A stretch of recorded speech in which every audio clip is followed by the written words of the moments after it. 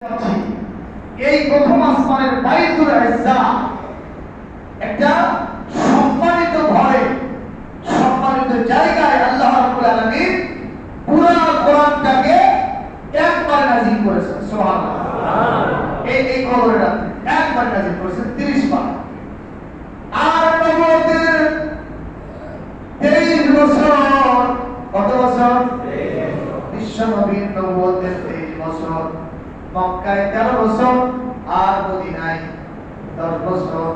এই 23 বছরে নবীজি মসজিদের কি সমস্যা, নবীজি ব্যবসার কি সমস্যা, চাকরির কি সমস্যা, বিচার আচার করার জন্য আদালতের কোথায় কি সমস্যা, স্বামী স্ত্রীর কি সমস্যা, ব্যবসা বাণিজ্যের কি সমস্যা, কৃষিকাজের কি সমস্যা, সংসার পরিচালনা করার জন্য কি সমস্যা, অর্থনৈতিক কি সমস্যার কি সমাধান, এই সবগুলি নবুয়তের 23 বছরে যিনি নাযিল করেছেন তিনি কে? আনজালনা মানে মুনাজ্জালনা, একেবারে চূড়ান্ত মুআহিদা একবার নাযিল করা। সুবহানাল্লাহ। সেটা আছে সূরা কদরে, ইন্না আনজালনাহু ফি লাইলাতিল কদর। আর সূরা চলে যান আপনি, তাহলে আল্লাহ পাক বলেন না ওয়া নাযালনা আলাইকাল কিতাবা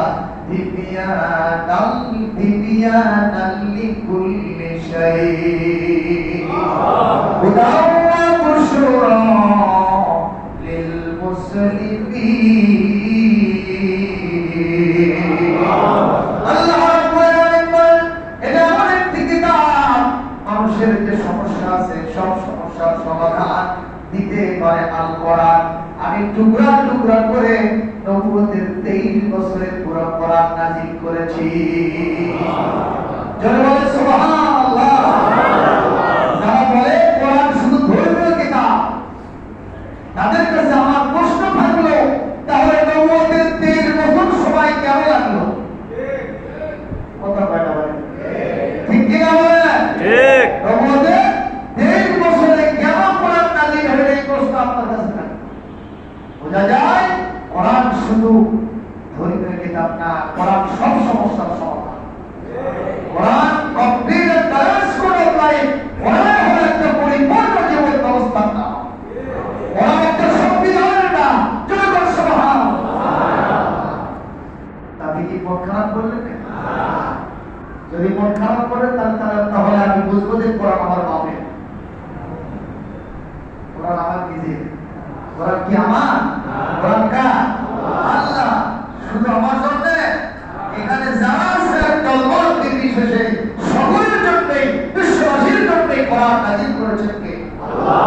সুতরাং কোরআনের আসল কথা বললে আপনার ভিতরে রাজি হবে না, আপনাকেও মাথা পেতে পেতে দিতে হবে ইনশাআল্লাহ। আল্লাহ তৌফিক দান করুন। আমিন। সম্মানিত উপস্থিতি, এই কথাটি কোরআন কারীমের যেটা আমি শুরুতে তেলাওয়াত করেছি 25 নম্বর পারা 40 নম্বর সূরা সূরাতুদ দুখানের শুরুতে আল্লাহ বলেছেন হামিম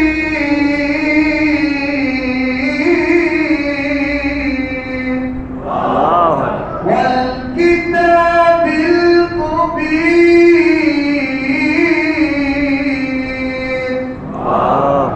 ইন্না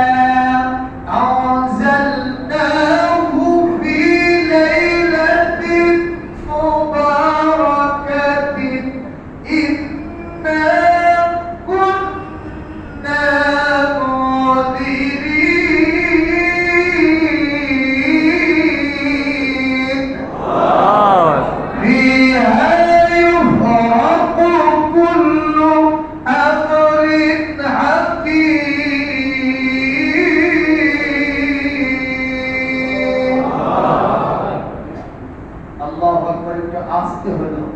আল্লাহু আকবার। কষ্ট বলে আল্লাহ পাক বলছেন, আমি স্পষ্ট কিতাবের শপথ দিয়ে বলছি, আমি এই কিতাবটাকে এক বরকতময় মোবারকময় রাত্রিতে নাযিল করেছি। তাহলে সেই রাত্রির নাম কি? লাইলাতুল কদর। আপনারা তো শিক্ষিত শ্রোতা। সুবহানাল্লাহ।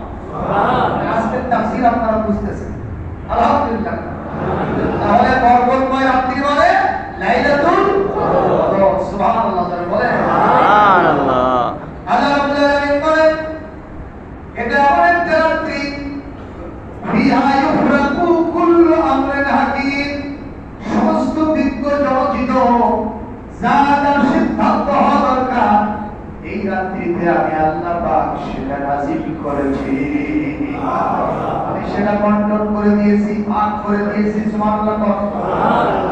সম্মানিত উপস্থিতি, আল্লাহ জিজ্ঞেস করেন নবী হে ওয়া আদরাকা মা লাইলাতুল কদর, লাইলাতুল কদর কি আপনি কি তা জানেন? নবীজি জানা বলেছেন আল্লাহ না জানি না।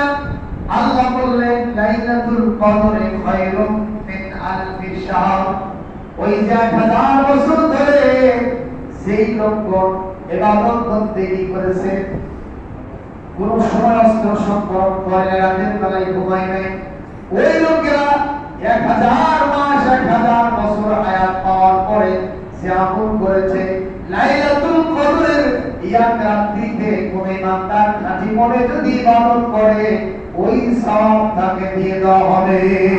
সুবহানাল্লাহ। তার মানে বোঝা যায় অতীতের উম্মতের চাইতে বিশ্বনবীর উম্মতের মর্যাদা বেশি না কম? বেশি। জোরে আল্লাহু আকবার। আল্লাহু আকবার। কত বড় খুশখবরি আমাদের জন্য এই রাত্রিতে আল্লাহ পাক আমাদেরকে দান করেছেন। জোরে বলি আলহামদুলিল্লাহ। আলহামদুলিল্লাহ। তানাজ্জালুল মালাইকাতু ওয়ার রূহু, এই রাত্রিতে ফেরেশতাগণ নাযিল হন, তাদের সাথে রূহুল আমিন জিবরাইল আলাইহিস সালাম থাকে। সুবহানাল্লাহ।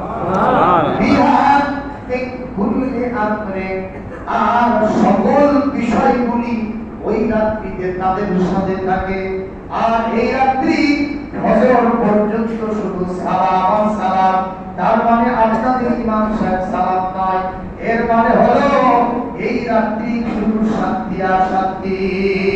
সুবহানাল্লাহ। সুবহানাল্লাহ। এই রাত্রি শুধু শান্তি আর শান্তি। একবার ছোটবেলায় আমার তখন এই যে টেপ রেকর্ডার ছিল, এই সূরাটা তেলাওয়াত হচ্ছে, দেখি যে আমার আব্বা কাঁদতেছে। আমি জিজ্ঞাসা করলাম আব্বা কাঁদেন কেন?